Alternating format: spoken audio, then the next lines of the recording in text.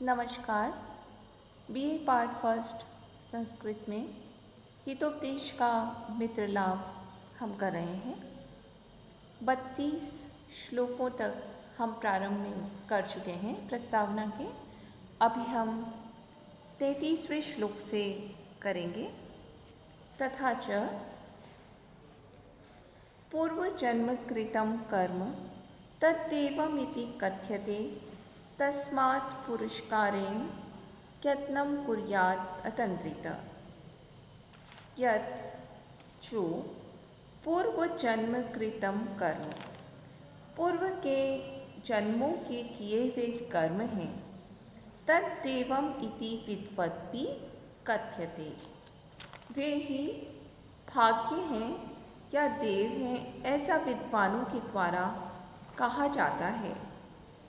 तस्मात् इसलिए अतंत्रित सन जन, इसलिए आलस से रहित होते हुए मनुष्य को पुरुषकारेण यत्नं कुर्यात्, प्रयत्न पूर्वक उद्योग करना चाहिए, अपने पुरुषार्थ के द्वारा प्रयत्न करना चाहिए।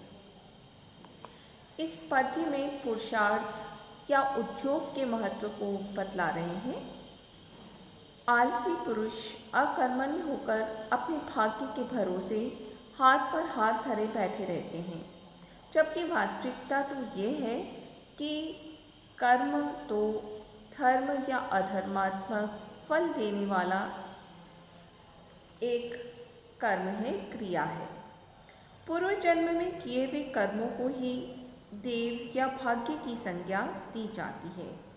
कहते भी हैं अवश्यमेव भोक्तव्यम कृतं कर्म शुभाशुभम। तात्पर्य यह है कि प्राणी को अपने भूतकाल में किए हुए सभी प्रकार के कार्यों का फल भोगना पड़ता है, चाहे वो उसके अच्छे कार्य हो या फिर बुरे कार्य हो। निष्कर्ष ये निकलता है कि पुरुष को आलस से छोड़ करके पुरुषार्थ के प्रयत्न का अवलंबन कर सभी कार्यों में उद्योग करना चाहिए। आगे कहते हैं यथा मृत पिंडित कर्ता कुरुते यत् यत् इच्छति एवं आत्मकृतं कर्म मानव प्रतिपद्यते। यथा जैसे, कर्ता, कर्ता कौन है यहाँ पर? कुम्हार। जैसे कि कुम्हार मृत पिंडित यत् यत् इच्छति, मिट्टी के समूह से, मिट्टी के पिंड से जो जो चाहता है तत् तत् कुरुते, वह पात्र बना लेता है। एवं वैसे ही मानव आत्मकृतं कर्म, अपने स्वयं के द्वारा किए हुए अच्छे क्या बुरे कर्म को प्रतिपद्यते, पाता है, अच्छे या बुरे कर्म के फल को वो प्राप्त करता है। हमारे यहाँ कहते भी हैं बोया पेड़ बबूल का आम कहाँ से होई, जैसी करनी वैसी भरनी, अवश्यमेव भोक्तव्यम कृतं कर्म शुभाशुभम। तो जो जैसा करता है वैसा ही फल भोगता है। इसी मान्यता को पुष्ट करने को यहाँ एक उदाहरण दिया गया है, कुम्हार का बड़ा सटीक उदाहरण है। कुम्हार अपनी गीली मिट्टी से जैसा भी बर्तन बनाना चाहता है वह बना लेता है, कभी मटकी, कभी सुराही, कभी सकोरा, तो कभी कोई अन्य पात्र। इसी प्रकार इस संसार में प्राणी विविध प्रकार के कर्म करके उसके अच्छे या बुरे फल को प्राप्त करता है। संसार में लेकिन ऐसा भी होता है कि कुछ लोग बड़े आनंद से जी रहे हैं और बुरे कार्य कर रहे हैं, तो हम ये मानते हैं कि उन्हें आनंद तो पूर्व जन्म के कर्मों के कारण मिल रहा है और वो इस जन्म में जो बुरे कर्म कर रहे हैं उसका परिणाम उन्हें अगले जन्मों में अवश्य प्राप्त होगा। क्योंकि हमारे यहाँ कर्म दो प्रकार के माने गए हैं। एक तो वो जो तत्काल फल देते हैं और दूसरे वो जो कालांतर में परिणाम देते हैं। जैसे अग्नि में अंगुली देने का उदाहरण देखिए, तत्काल मनुष्य जल जाता है, उसे वेदना प्राप्त होती है। एक और मनुष्य खेत जोतता है और इंतजार करता है किसान अगली फसल आने तक। उस कार्य का परिणाम उसे तुरंत नहीं मिलता। यही स्थिति हमें कर्मों के विषय में माननी चाहिए। काकतालीयवत् प्राप्तं दृष्ट्वा निधिमग्रत क्या स्वयं देवम् आदते पुरुषार्थम अपेक्षते।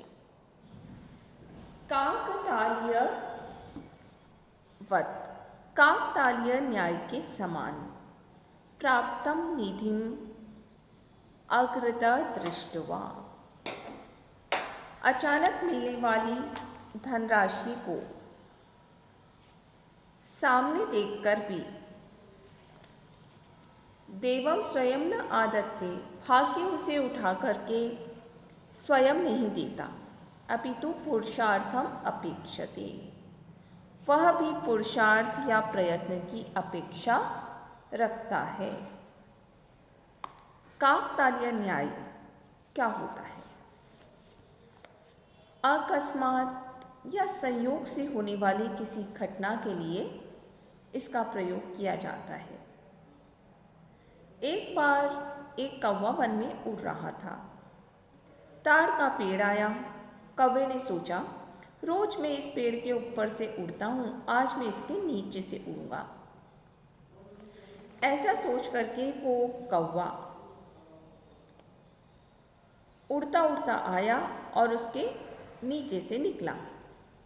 अकस्मात संयोग क्या हुआ, जैसे ही वो कौवा उस वृक्ष के नीचे उड़ता उड़ता आया, उसी समय ताड़ के वृक्ष से एक विशालकाय फल टूट करके उस कौवे पर गिरा और वो कौवा वहीं मर गया।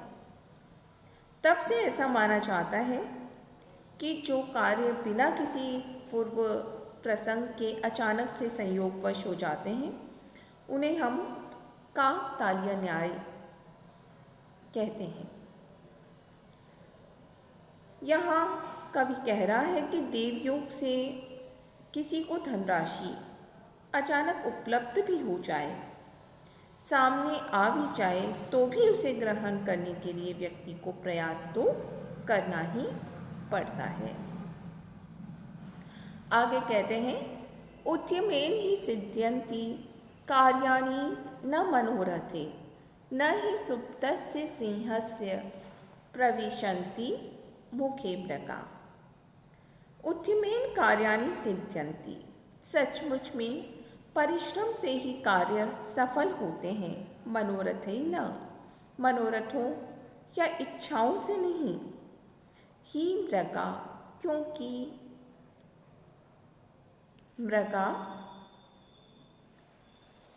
पशु, सुप्तस्य सिंहस्य मुखे, सोते हुए सिंह के मुख में स्वतः न प्रविशन्ति, अपने आप प्रवेश नहीं करती। अपने शिकार को प्राप्त करने के लिए सिंह को उद्यम करना पड़ता है, प्रयत्न करना पड़ता है। कितना भी शक्तिशाली क्यों न हो सिंह, उसे भी बिना उद्यम के स्वयं शिकार प्राप्त नहीं होता। सोते हुए सिंह के मुख में पशु स्वयं जाकर के प्रवेश नहीं करता। तथा च उत्तम, और आगे भी कह रहे हैं, मात्र पितृकृत अभ्यासो गुणी तामेति बालक, न गर्भच्युति मात्रेण पुत्रो भवति पंडित। मात्र पितृकृत अभ्यासो, माता पिता के द्वारा अभ्यास कराया गया, ज्ञानार्जन कराया हुआ बालक ही गुणितामेति, गुणवान होता है, गुणों से संपन्न होता है। न गर्भच्युति मात्रेण, गर्भ से च्युत होने मात्र से, निकलने मात्र से ही पुत्रो पंडित न भवति, पुत्र पंडित नहीं बनता। आगे इसी बात के समर्थन में एक और श्लोक। माता शत्रु पिता वेदी येन बालो न पाठित, न शोभते सभा मध्ये हंस मध्ये पको यदा। केन बाल न पाठित, जिस माता पिता ने अपने बालक को नहीं पढ़ाया।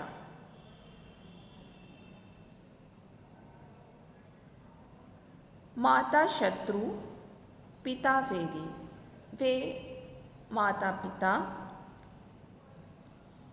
वो माता पिता कैसे हैं? पिता तो वैरी है, अपने पुत्र के लिए शत्रु के समान अहितकारी है। और माता क्या है? शत्रु है।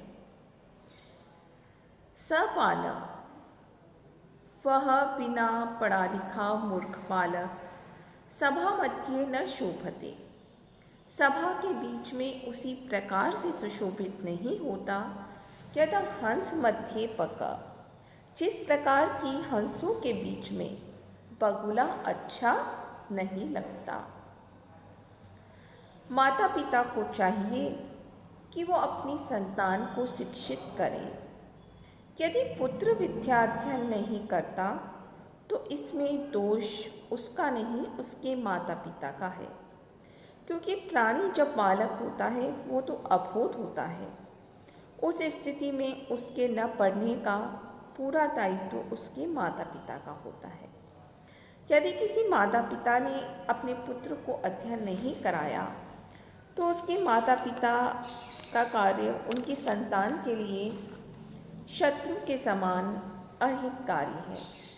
मूर्ख पुत्र की समता बगुले से करते हुए पद्य के उत्तरार्ध में कहते हैं कि जब कभी ऐसा पुत्र विद्वानों की सभा में जाता है तो वहाँ उसी प्रकार से शोभित नहीं होता जिस प्रकार की हंसों की सभा में बगुला सुशोभित नहीं होता।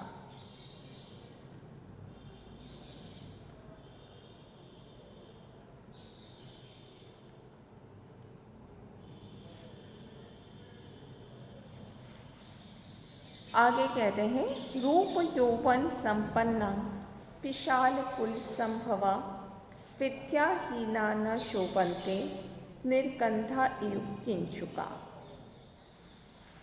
रूप यौवन संपन्ना, सौंदर्य और युवावस्था से युक्त, विशाल कुल संभवा, अच्छे परिवार में उत्पन्न होने वाले भी, विद्याहीना, यदि विद्या से रहित हैं तो निर्गंधा किंचुका इव न शोभन्ते, वो गंधहीन पलाश के फूलों के समान सुशोभित नहीं होते। मनुष्य का दो प्रकार का रूप होता है, एक आंतरिक सौंदर्य, एक बाह्य सौंदर्य। उसकी सुंदरता, उसकी युवावस्था, ये सब उसका बाह्य सौंदर्य है। पर ये सब तब तक निरर्थक है जब तक मनुष्य में आंतरिक सुंदरता न हो।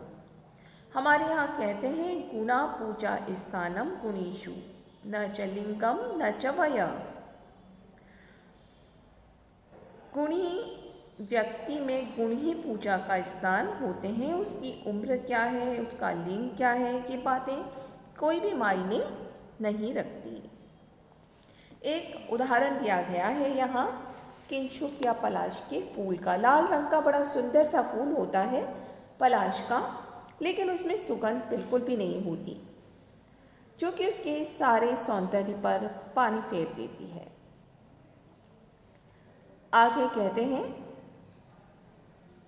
मूर्खो अपि शोभते तावत् सभायां वस्त्र विक्षित, तावत् शोभते मूर्खो यावत् किंचित न भाषते। बड़े अच्छा सभायाम वस्त्र वेष्टिता, सुंदर सुंदर कपड़े पहना हुआ। मूर्खो अपि, मूर्ख व्यक्ति भी सभायाम शोभते, सभा में अच्छा लगता है। तावत, तब तक, पर वो तभी तक अच्छा लगता है। तावत शोभते मूर्खो यावत किंचित न भाषते, जब तक कि वो मूर्ख कुछ बोलता नहीं है। जैसे ही व्यक्ति बोलना शुरू करता है तो पता चल जाता है कि व्यक्ति को कितना ज्ञान है और कितना बुद्धिमान है। इसलिए सुंदर सुंदर कपड़े और आभूषण धारण करने से कुछ भी नहीं होता। आंतरिक सौंदर्य से ही व्यक्ति सम्मान पाता है। एतत् चिंतित्वा, यह सब सोच विचार करके राजा पंडित सभाम कारितवान, राजा ने पंडितों की सभा बुलाई। राजा उवाच, राजा बोला, भो भो पंडिता, हे पंडितों, श्रूयताम मम वचनम, आप लोग मेरी बात को सुनो। अस्ति कश्चित एवं भूतो विद्वान, क्या कोई ऐसा विद्वान है यो मम पुत्राणाम, जो कि मेरे पुत्रों को, नित्यम उन्मार्गकामिनाम, जो नित्य कुमार्ग पर जाने वाले हैं, अनधिगत शास्त्राणाम, शास्त्रों के अध्ययन से विमुख हैं, ऐसे मेरे पुत्रों को नीति शास्त्र उपदेशेन, नीति शास्त्र का उपदेश दे करके पुनर्जन्म कार्य तुम समर्थ, नया जन्म कराने में समर्थ हो। यतः, क्योंकि, हितोपदेश के मित्र लाभ की कथाएं अब प्रारंभ हो रही हैं। प्रस्तावना का उपसंहार करते हुए यहाँ पर इस गद्यांश में राजा सुदर्शन की चिंता को व्यक्त किया गया है। सुदर्शन पाटलिपुत्र के शासक थे। उनके पुत्र विद्याध्ययन में रुचि नहीं रखते थे, इसलिए उन्होंने अपने राज्य में पंडितों की सभा बुलाई और ये आह्वान किया कि कोई भी ऐसा विद्वान है जो मेरे शास्त्र और धर्म से विमुख मेरे पुत्रों को नीति शास्त्र का उपदेश दे करके उन्हें विद्वता से संबंधित नया जन्म दे सके। क्योंकि हमारे यहाँ विद्या अध्ययन को एक संस्कार माना जाता है। ऐसा माना जाता है उपनयन के बाद ही मनुष्य का नया जन्म होता है, उसे द्विज कहा जाता है। राजा ने अपने विचारों के समर्थन में एक उदाहरण दिया।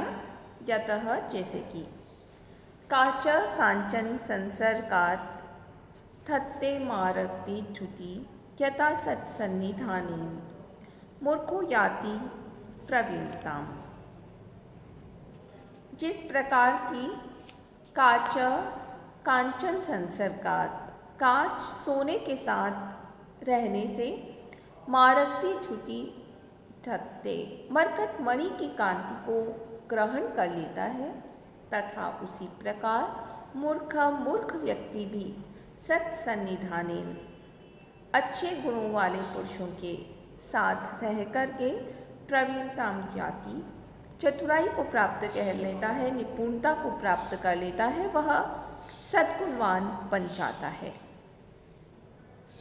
कांच हल्के रंग का होता है, लेकिन सुवर्ण के साथ रहने से वो सुवर्ण की आभा को ग्रहण कर लेता है, तेजस्वी हो जाता है। वैसे ही सद्गुण वाले पुरुष के सहवास से दुर्बुद्धि वाला जो पुरुष है वो भी सद्गुणवान हो जाता है। उक्तम च, इसी बात को आगे कहते हैं, हीयते ही मतिस्तात् हीने स समागमात् समेश्च समतामेति विशिष्टेश्च विशिष्टताम। हेतात ही हीने स समागमात्, हीन लोगों के साथ, निम्न कोटि के पुरुषों के साथ समागम से, संपर्क से, मति हीयते, बुद्धि हीन हो जाती है, निम्न हो जाती है। समे च समतामेति, और समान बुद्धि वालों के साथ रहने से वो समान रहती है। विशिष्टेश्च विशिष्टताम, जबकि विशिष्ट बुद्धि वाले महान लोगों के साथ बुद्धि भी महानता को प्राप्त हो जाती है। इस पद्य का भाव यह है कि नीच पुरुषों के संग से श्रेष्ठ पुरुष भी नीच हो जाता है और समान गुणी जन के संपर्क में यथास्थिति में रहता है, जबकि श्रेष्ठ पुरुष के संग रहने से नीच भी श्रेष्ठ हो जाता है। इसीलिए हमेशा महापुरुषों के संग रहना चाहिए। धन्यवाद।